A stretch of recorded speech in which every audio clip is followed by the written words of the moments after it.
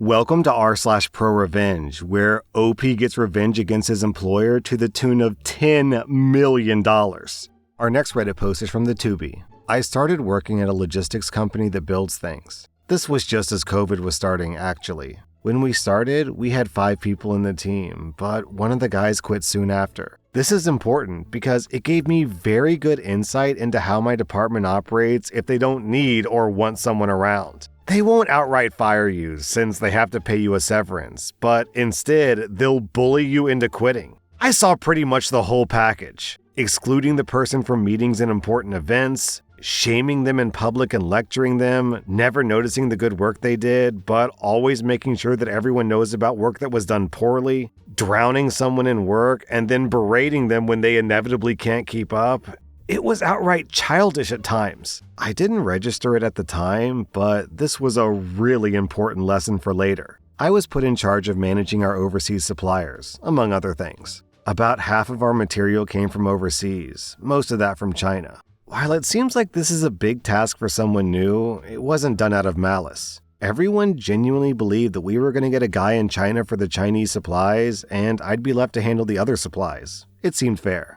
But we never got that extra coworker for China, and I was left with all the overseas suppliers. Another important thing to note is that just in this project, the company decided to change the workflow for overseas supplier. This is because, due to COVID, the price of shipping containers had exploded. Let me explain it as quickly as possible. Previously, the suppliers were responsible for filling our containers and bringing them to the harbor. We were responsible for picking them up from the harbor and bringing them to us. However, due to demands and various other factors, sometimes we just needed 2 or 3 pallets of parts where a dozen or so more could fit inside a container, so we were shipping a lot of empty air. The new workflow would have the suppliers bring the parts to an external warehouse, one in the US and one in China. Then we would load everything into containers and get the containers as full as possible, and then bring them to harbor. This way, we needed to rent far fewer containers. This complicated things because we added an extra step, the warehouse. Also, there was now no official method for how we were going to keep in contact with our suppliers, tell them how many parts we needed, how to package them, if there were any change requests, etc.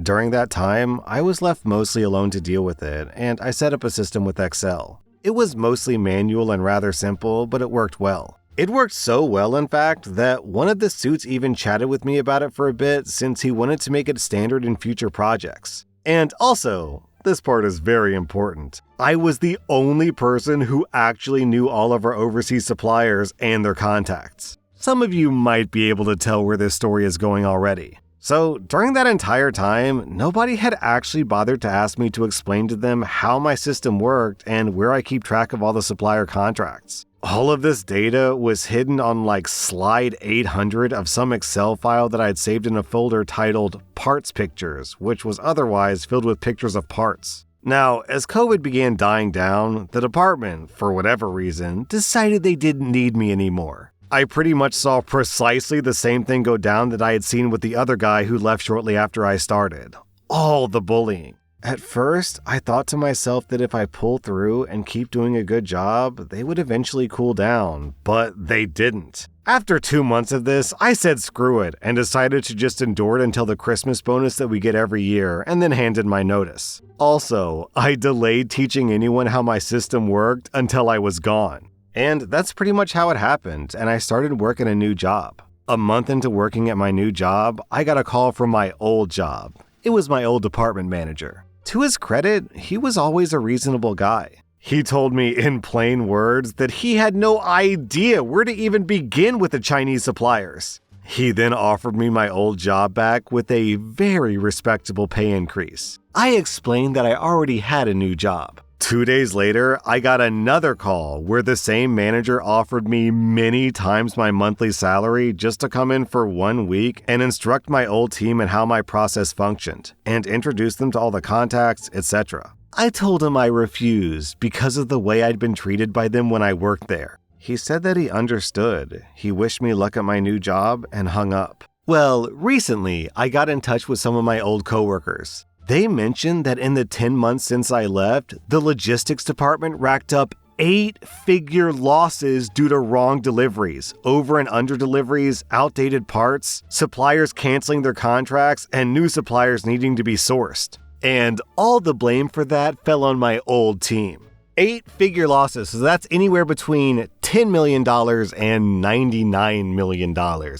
Ooh, that's gotta sting.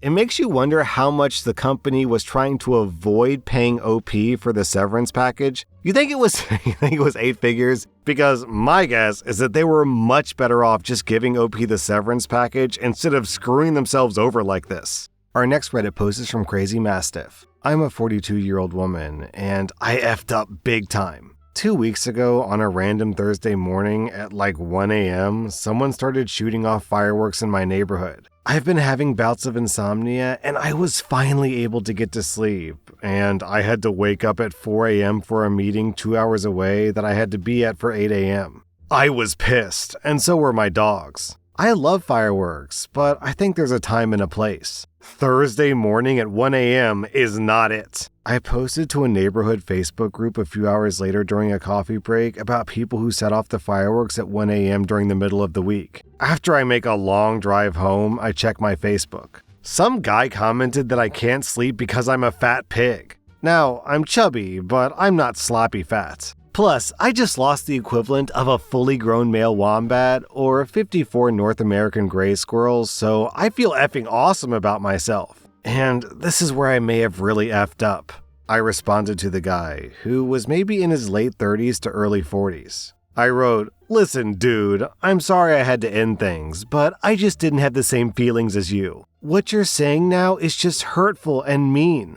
Please stop sending me messages and commenting on my Facebook post. It's just a pathetic way to contact me. I told you a dozen times already. We're done. It's over." The following day, I had to get to the airport early for an out-of-country vacation, so I didn't check my Facebook during all the craziness. Honestly, I couldn't check my Facebook even if I wanted. I was on a cruise ship, and I am not paying $25 a day for internet, and the country we visited didn't really have the greatest Wi-Fi. Besides, I was having a blast leaving the chaos of the world behind me. I signed back into my Facebook on Monday, and oh no. Apparently, people took my post seriously and told his wife. She was freaking out on me, pleading me for information. She was sending me all kinds of messages. Her and his friends were DMing me. He was DMing me. It was bad. The last message was the guy saying that I'm a total grunt because I refuse to tell the truth and I just destroyed his life. I immediately messaged both him and his wife explaining what happened. I even sent them timestamp pictures of me on vacation. Apparently, this guy is a serial cheater, and when I exposed our affair, another woman exposed her affair with the husband to the wife because the affair partner was jealous that he had yet another side chick.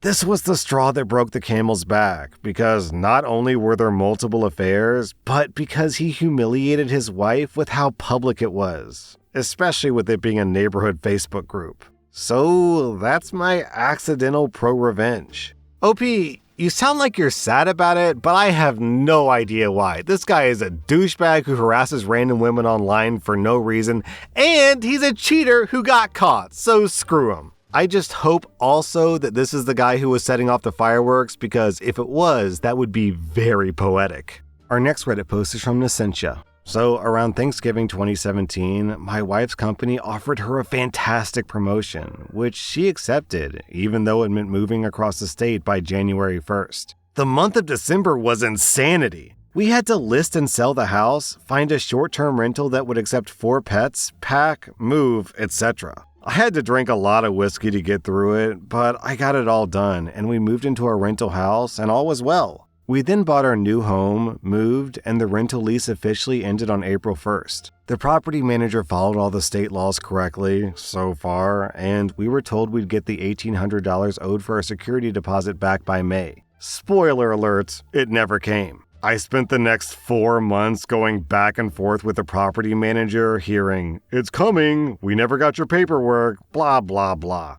I got sick of this and got 2 different lawyers involved and sent them official demand letters. I also filed a formal complaint with the state's Division of Real Estate against their license. The property manager kept telling the state investigators that they would pay us back, but nothing ever happened. I didn't want to formally sue them with a lawyer because our lawyer charges $300 an hour and it's all up front. I was hesitant to go to small claims court because it's a $5,000 max in our state, and the damages we legally were owed were 3 times the $1,800 deposit, which puts us over that cap. So if I did that, I'd have to give up on some of the damages that we were legally entitled to seek, lose roughly $500 in fees, and then go through that whole process for the next year. And assuming we won the judgment, then go through the collection process for another year or 2. I know that if we went that way, we'd win, but it would be a big pain in my butt. So this is where the Prorevenge comes in. So let's say their website is stupidpropertymanager.com. I bought stupidpropertymanager.co for $12, and I posted all of my screenshots and info about their theft and BS for the world to see. Then I bombed my website all over their business Facebook pages, as well as the personal pages for the main partners and their Yelp page. I got a kick out of it, they took the links down, and petty revenge wins, right?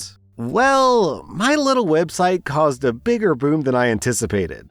Basically, this property manager has 2 principal agents in charge and 1 broker. One of the agents is married to the broker. Beneath them, they have, or rather had, 5 realtors. I sent my new website to all of them, everywhere I could. Turns out, the partner who isn't married to the broker had no idea that the broker and his wife were stealing money from the company. The realtors had no idea either, and 2 of them quit immediately. One of them even reached out to me to let me know why she quit and that she was going to a new broker. But the other principal owner of the company was mortified. She asked me to leave her name out of it, take the stuff down, etc. And I just politely but coldly replied that, hey, your business partner/broker stole my money and I can back everything I'm saying with documents, so it's not my problem. She promised she'd get things resolved, and for the first time in 10 months, the broker started answering my emails. We worked out a deal, and they're now paying me $200 a month until December, which will cover the amount owed, plus the extra for our legal fees. The first check came in last week, and it actually bounced.